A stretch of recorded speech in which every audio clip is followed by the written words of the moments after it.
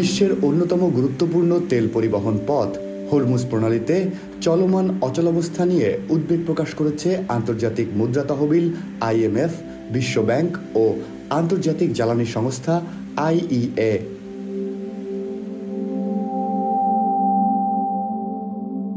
সংস্থাগুলো সতর্ক করে বলেছে, দ্রুত পরিস্থিতি উন্নতি না হলে আগামী কয়েক মাসে বিশ্বের অনেক দেশ জ্বালানি সংকটে পড়তে পারে।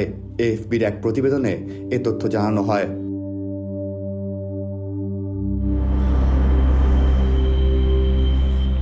বিশ্বের মোট জ্বালানি সরবরাহের প্রায় 20% এই প্রণালী দিয়ে পরিবাহিত হয়।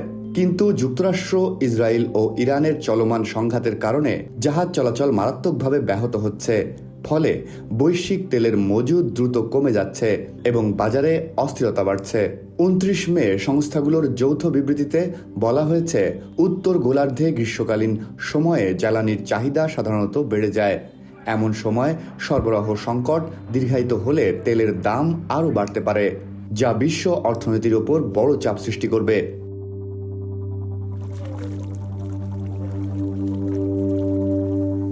শুধু জ্বালানি নয়, যুদ্ধের প্রভাবে সারের দামও বাড়ছে। এতে কৃষি নির্ভর ও নিম্ন আয়ের দেশগুলো সবচেয়ে বেশি ক্ষতিগ্রস্ত হতে পারে। অনেক দেশ এখন কৃষি মৌসুমের প্রস্তুতি নিচ্ছে। সারের দাম বৃদ্ধি পেলে খাদ্য উৎপাদন ব্যাহত হওয়ার আশঙ্কাও রয়েছে।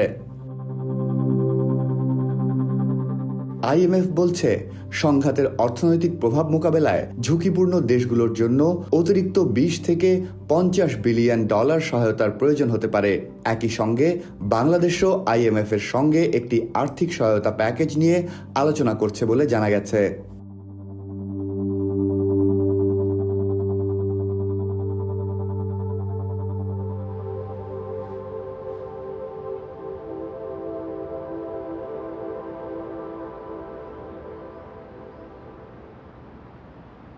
ঈদ লাগছে মনে, ঠিক আসবে মানে সব খানে।